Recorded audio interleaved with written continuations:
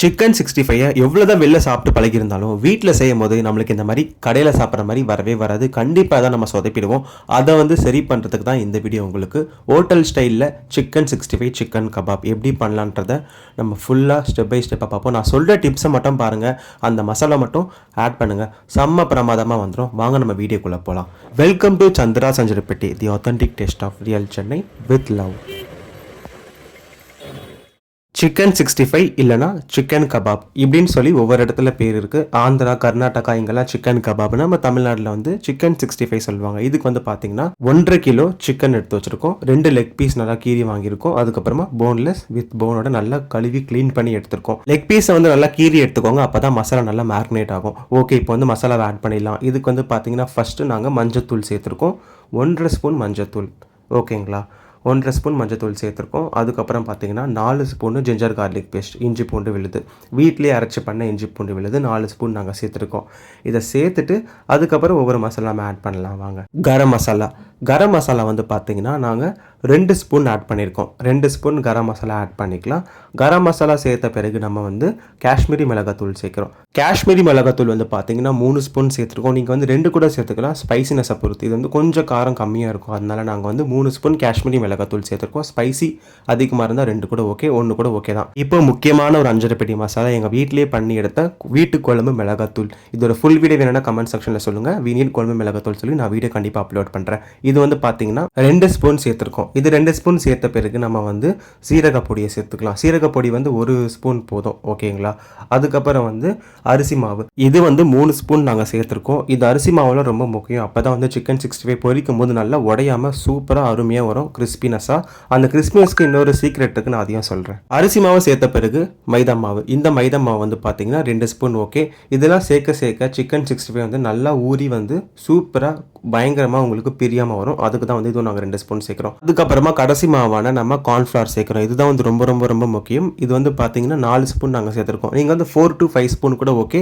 நீங்கள் எவ்வளோ சேர்க்குறீங்களோ அவ்வளோக்குள்ள சிக்கன் 65 நிஜமாக அப்படியே பயங்கர சூப்பராக வரும். இது 4 ஸ்பூன் நாங்கள் சேர்த்துருக்கோம். சேர்த்த பிறகு உப்பு தேவையான அளவுக்கு நாங்கள் தூவிருக்கிறோம்.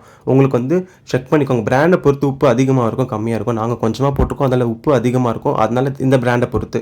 அதுக்கப்புறம் ஃபைனல் டச் பார்த்தீங்கன்னா ரவை நல்லா நாங்கள் பயங்கரமாக அரைச்சி ஒரு 3 ஸ்பூன் நாங்கள் போட்டிருக்கோம். ரவை கிறிஸ்பினஸ். இப்போ நான் சொன்னல, இந்த மாவுலாம் கார்ன்ஃப்ளவர், மைதா இதெல்லாம் சேர்ந்துச்சுன்னா இது கூட கண்டிப்பாக கிறிஸ்பினஸ் வரும். ஸோ ரவை ஒரு 3 ஸ்பூன் போட்டிருக்கோம். அதுக்கப்புறம் தயிர் ஒரு 4 to 5 ஸ்பூன். ஓகே, கடையில் வாங்கின பியூர் கேர்டு இருந்தாலும் ஓகே, வீட்டிலே துவச்சி எடுத்த கேர்டு இருந்தாலும் ஓகே. பட் ஆனால் கேர்டு சேர்த்திங்கன்னா நிஜமாக சிக்கன் 65 சூப்பராக இருக்கும். இவ்வளோ விஷயம் நீங்கள் போட்டால் தான் உங்களுக்கு ஃபைனலாக சிக்கன் 65 நீங்கள் கடையில் சாப்பிட்ற மாதிரி வரும். ஆனால் கடையில் என்னென்ன மசாலா போடுறாங்கன்னு தெரியல, பட் அதே டேஸ்ட்டுக்கு வீட்டில் நேச்சுரலாக உங்களுக்கு கிடைக்கும். அதுக்கப்புறம் ஆஃப் லெமன் எடுத்து நாங்கள் நல்லா புழிஞ்சி எடுத்துக்கிட்டோம். லெமன் ஆப்ஷனல் இல்லை, நீங்கள் கண்டிப்பாக சேர்க்கணும். சேர்த்தா தான் நிஜமாக எல்லாம் ஒவ்வொரு விஷயமும் ஒவ்வொரு டேஸ்ட்டை கொடுக்கும். இதை சேர்த்துட்டு நல்லா கையாலே மிக்ஸ் பண்ணி எடுத்துக்கோங்க. இந்த மாதிரி நல்லா இந்த மசாலாலாம் ஒட்டி வரணும் அந்த சிக்கனோட. தேவையான அளவுக்கு தண்ணி தெளித்து நீங்கள் சிக்கன் 65க்கு இந்த மசாலா நல்லா மேரினேட் பண்ணிவிடுங்க. நாங்கள் நல்லா தண்ணி தெளித்து இப்படி சூப்பராக கையாலே நாங்கள் ஃபுல்லாக கலந்து எடுத்துருக்கோம். கருவேப்பிலை கொஞ்சமாக தூவிட்டு நம்ம இதை எடுத்து வச்சிடலாம். இது பார்த்திங்கன்னா நம்ம ஒரு 1/2 hour வரைக்கும் ஊற வைக்கணும். 2-3 hours ஊறினாலும் நிஜமாக டேஸ்ட்லாம் பயங்கரமாக வரும். நாங்கள் 1 hour ஊற வச்சுருக்கோம். ஸோ இந்த மாதிரி கருவேப்பிலை தூவிட்டு ஒரு தட்டை போட்டு மூடி 1 to 2 hours கழித்து நீங்கள் எடுத்து ஃப்ரை பண்ணி சாப்பிட்டிங்கன்னா நிஜமாக அது டேஸ்ட்டு சூப்பராக இருக்கும். நாங்கள் இப்போ தட்டை போட்டு மூடி எடுத்து வச்சிட்டோம். இப்போ 1 hour கழித்து நாங்கள் எடுத்து பார்த்துருக்கோம். நல்லா மசாலா நல்லா ஊறி போயிடுச்சு. இப்போ வாங்க நம்ம சிக்கன் 65 பொரிக்க ஆரம்பிக்கலாம். லெக் பீஸ்லேருந்து இப்போ ஃபஸ்ட்டு லெக் பீஸ் எடுத்துட்டு போட்டுட்டோம் எண்ணெயில். பாருங்கள் எப்படி பொரிஞ்சு வருதுன்னு. ஃபஸ்ட்டு நாங்கள் சாம்பிளுக்குலாம் எதுவும் செக் பண்ணல, டேரெக்டாக நாங்கள் லெக் பீஸே போட்டுட்டோம். ஏன்னா நாங்கள் எப்படி வந்திருக்கு, எவ்வளோ சூப்பராக கிறிஸ்பியாக டேஸ்டியாக க்ரன்ச்சியாக வந்திருக்கு நீங்கள் இப்போ பார்க்க போகிறீங்க. இப்போ பார்த்தீங்களா, செம்மையாக வெந்து வந்துருச்சு. இப்போ பார்த்தீங்கனாலே தெரியும் எவ்வளோ சூப்பராக செம்மையாக வந்திருக்குன்னு சொல்லி. எதுவுமே பெரியல, எதுவுமே எண்ணெயில் கலக்கவும் கலக்கல, போட்ட மசாலா போட்டபடி வந்திருக்கு. இப்போ நாங்கள் திருப்பி கூட காட்டுறோம், இதை பாருங்கள். எதுவுமே பிரிஞ்சு வரல, தனித்தனி எல்லாம் மசாலாலாம் செம்மையாக ஒட்டி பயங்கரமாக. இப்போ பாருங்கள், ஃபைனலாக நம்ம இப்போ இதை எடுக்க போகிறோம். ஃபுல்லாக வெந்தாச்சு. இப்போ நம்ம எடுத்துடலாம். எடுத்து தட்டில் நாங்கள் போட போகிறோம். பார்த்தீங்களா எவ்வளோ சூப்பராக வந்திருக்குன்னு சொல்லி.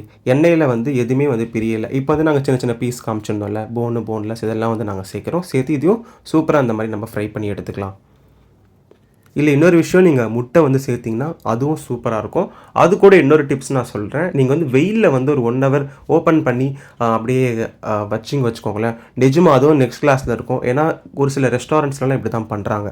இதெல்லாம் ஒரு டிப்ஸ். நாங்கள் வந்து அதெல்லாம் பண்ணாமல் கொஞ்சம் வீட்லேயே ஒரு 1 ஹவர் ஊற வச்சு நாங்கள் எடுத்துருக்கோம். ஒவ்வொரு மெத்தட் இருக்குது. அந்த ஒவ்வொரு மெத்தடும் நான் அப்கமிங் வீடியோஸில் ஒவ்வொன்றா போடுறேன். இப்போ இதுவும் நல்லா ஃப்ரை பண்ணி எடுத்து தட்டில் ஷிஃப்ட் பண்ணுறேன். பார்த்தீங்களா எப்படி கொட்டுதுன்னு? தட்டில் போடும்போது அப்படியே செம்மையாக இருக்குது. நாங்கள் இப்போ பாருங்கள் ஷேக் பண்ணி காமிச்சிருக்கோம். ரியல் சிக்கன் 65 டேஸ்ட் இது தான். இப்படி தான் இருக்கும்.